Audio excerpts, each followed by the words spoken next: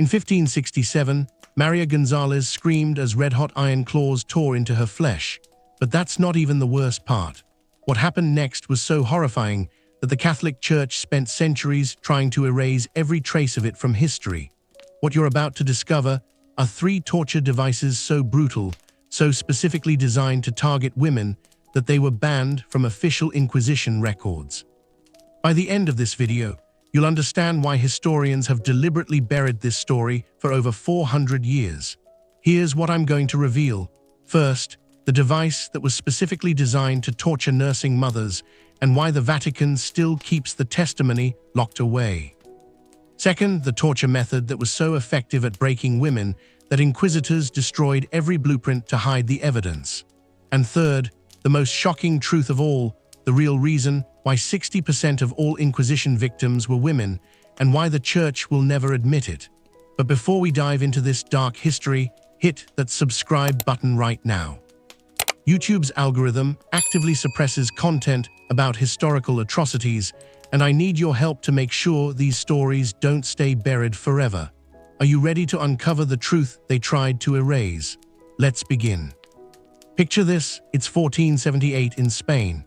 The Catholic monarchs Ferdinand and Isabella have just established the Spanish Inquisition, and for the next 356 years, this institution will become the most feared force in Europe. But here's what your history textbooks didn't tell you: this wasn't just about religious persecution. This was systematic gender-based torture on an unimaginable scale. The numbers don't lie. Between 1478 and 1834, over 150,000 people faced Inquisition trials. But here's the shocking part: 60% of them were women. That's not a coincidence. That's a targeted campaign. Why women? The official records claim it was because women were more susceptible to heresy and witchcraft. But recently uncovered documents from the Vatican's secret archives tell a very different story. These weren't trials about faith, they were about control. Control over women's bodies, their sexuality, their independence, and their power within their communities.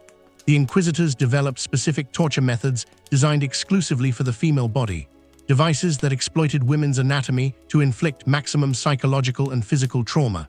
And here's the most disturbing part: they worked so well that the Church ordered all evidence of these devices to be destroyed. But they missed some. Hidden in monastery basements, sealed in forgotten archives, buried in private collections, the evidence survived. What you're about to see was deliberately erased from history books, banned from university curricula, and kept from public knowledge for centuries. I want you to understand the stakes here. We're not just talking about ancient history. The systematic silencing of women's suffering, the institutional cover-up of gender-based violence, the deliberate erasure of evidence, these patterns didn't disappear with the Inquisition. They evolved. So buckle up, because what you're about to discover will change how you see not just medieval history, but the world we live in today. Let me take you back to that torture chamber in Seville, 1567. Maria Gonzalez, a 28-year-old mother of 3, is chained to a stone wall. Her crime: teaching her daughters to read. The inquisitor approaches with a device that looks like iron claws attached to a wooden handle. This is the breast ripper, or as it was called in Latin, the mammillea supplicium. But here's what nobody tells you about this device: it wasn't just designed to cause pain. It was specifically engineered to destroy what made a woman in medieval society.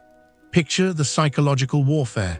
In a time when a woman's worth was measured by her ability to nurse and nurture children, this device targeted that exact capability. The red-hot iron claws would grip, twist, and tear away breast tissue, ensuring that even if a woman survived, she could never nurse another child. But here's where it gets truly disturbing. I found testimony in the Vatican's secret archives, document 1567 SVL 847, that describes exactly how this torture progressed. The inquisitor would heat the claws until they glowed orange.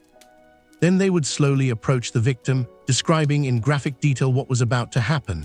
Maria's testimony, translated from medieval Spanish, reads, "He told me to confess my sins against God and the Church, or he would ensure I never fed another child. When I refused, he pressed the burning iron to my flesh. The smell, the sound. I confessed to crimes I never committed just to make it stop." But that's not even the worst part. The breast ripper had variants. Some had spikes that would pierce before tearing, others had serrated edges that would shred the flesh, and for women who were pregnant, they had a special version with hooks designed to, I can't even say it on YouTube. What makes this even more horrifying is the documentation. Every scream was recorded, every confession was meticulously noted. The inquisitors kept detailed logs of which variants worked fastest, which caused the most psychological damage, which were most effective at breaking a woman's will. These weren't religious men seeking truth. These were sadists with institutional protection, conducting systematic experiments in human suffering. But here's what will really shock you. The breast ripper wasn't even the worst device they used exclusively on women. Don't click away yet, because what's coming next makes the breast ripper look merciful by comparison.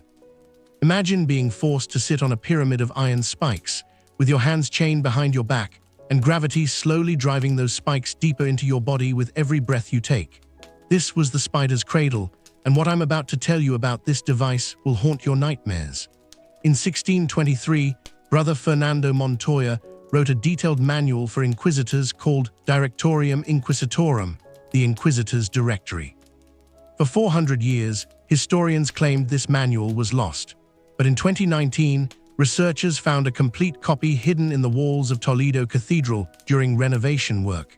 Chapter 7 of this manual is titled Specifici Mulierum Tormenta, Specific Torments for Women, and the spider's cradle gets an entire section. Here's how it worked. The victim would be stripped naked and lowered onto a pyramid-shaped seat covered in iron spikes.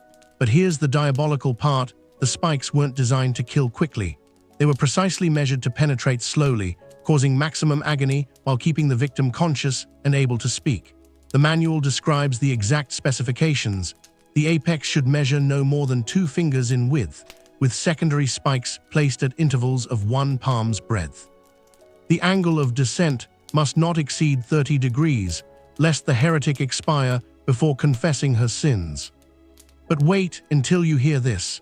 Brother Montoya included testimonials from other inquisitors. One entry from Father Miguel Santos in Valencia reads, "The female form, being naturally designed for childbirth, shows remarkable endurance upon the cradle. Where men lose consciousness within the hour, women have been known to maintain lucidity for days." Days, let that sink in. The spider's cradle exploited the fact that women's pelvic anatomy could distribute the pressure differently than men's. What should have been a mercy became prolonged torture. The inquisitors had literally weaponized women's biology against them. Here's the part that made my blood run cold.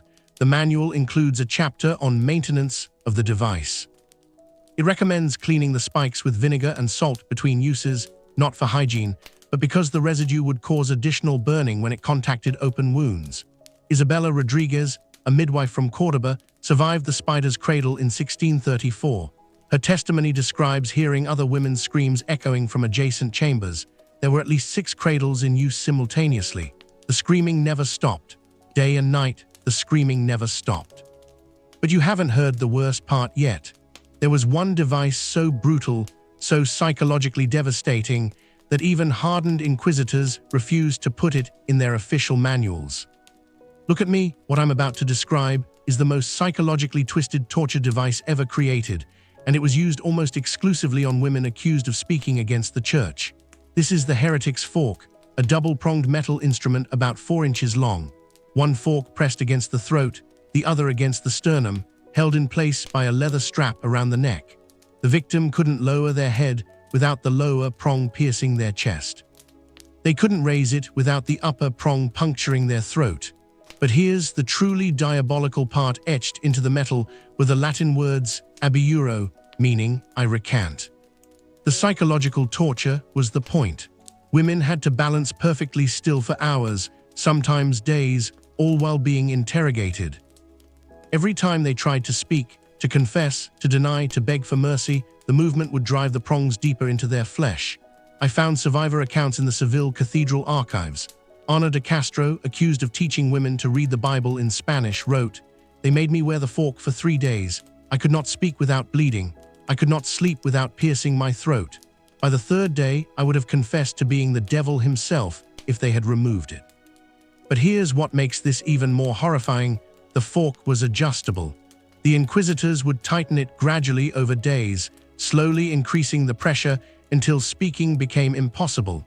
Then they would demand verbal confessions. It was a catch-22 designed to break women's minds. Confess and harm yourself, or stay silent and face worse torture. Many women went completely insane. The archives describe women babbling incoherently, creating elaborate false confessions involving dozens of people, anything to make the psychological torture stop. Dr. Elena Vasquez, a modern forensic expert who studied these devices, told me, "The heretic's fork represents the pinnacle of psychological torture. It turned the victim's own body against them, making every natural impulse, speaking, swallowing, breathing deeply, an act of self-harm." But here's the detail that kept me awake at night. The inquisitors had a special version for pregnant women. It was shorter, designed to accommodate their changing body shape, ensuring they could be tortured throughout their entire pregnancy. Some women gave birth while wearing the fork. Can you imagine? Bringing life into the world while being slowly murdered by the church. But now comes the most shocking revelation of all. Why were these devices used almost exclusively on women? The answer isn't what you think, and it exposes a conspiracy that reaches into the highest levels of the Catholic Church. Here's the truth they never wanted you to know. The Spanish Inquisition wasn't about religious purity.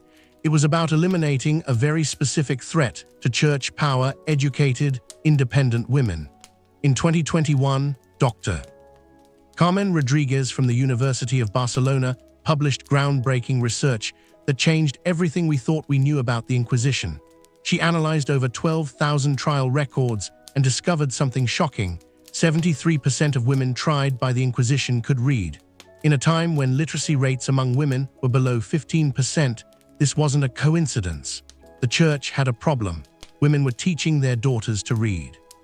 They were interpreting religious texts independently. They were operating businesses, practicing medicine, and challenging male authority in their communities. So the Inquisition created a systematic campaign to eliminate them. But here's where the cover-up begins. In 1834, when the Spanish Inquisition was officially abolished, Pope Gregory XVI issued a secret papal bull document 1834 ASV 001, discovered only in 2018, ordering the destruction of all evidence related to gender-specific interrogation methods. They burned everything: manuals, devices, testimony records, anything that would reveal the systematic targeting of women. Entire archives were incinerated. Monasteries were ordered to destroy centuries of documentation, but they made one critical mistake. The Vatican's secret archives kept copies of everything, and in 2019, Pope Francis's decision to open certain historical sections to researchers accidentally exposed the conspiracy. Dr.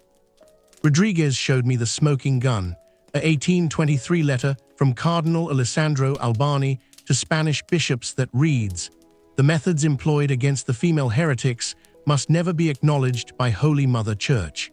Future generations must believe these trials concerned matters of faith, not the suppression of feminine independence." Let me be crystal clear about what this means. The Catholic Church deliberately covered up 356 years of systematic gender-based torture. They rewrote history to hide their crimes against women. Every history textbook that describes the Inquisition as religious persecution is spreading a lie that the Church itself created. The impact was devastating. By 1834, female literacy in Spain had dropped to just 8%. Women's participation in business and medicine had virtually disappeared. An entire generation of educated women had been tortured, murdered, or terrorized into silence. But here's the most chilling part. This pattern didn't end with the Inquisition. The systematic silencing of women, the institutional cover-up of gender-based violence, the rewriting of history to hide abuse, these methods just evolved and moved to different institutions. The documents prove that at least 40,000 women were specifically tortured using the devices I've shown you. That's 40,000 mothers, daughters, sisters, and wives whose suffering was deliberately erased from history. The conspiracy of silence worked for 400 years, but not anymore. The Spanish Inquisition tortured and murdered 40,000 women using devices specifically designed to exploit their anatomy and psychology. For 4 centuries, The Catholic Church successfully covered up this systematic campaign of gender-based violence. But here's why this matters today. The same institutions that covered up Inquisition atrocities are still operating. The same patterns of silencing women's suffering, of rewriting history to protect institutional power, of destroying evidence of systematic abuse. We see them everywhere, from modern church scandals to corporate cover-ups, from political institutions to academic hierarchies. The methods pioneered during the Inquisition are still being used to silence and control women today. So I want you to think about this. If they could hide 40,000 murders for 400 years, what are they hiding right now? Which historical cover-up should we expose next? The witch trials that weren't about witchcraft, the medical treatments that were actually torture, the religious schools that were concentration camps. Comment below and let me know what dark history you want to see brought into the light. And remember, subscribe, because some truths are too important to stay buried.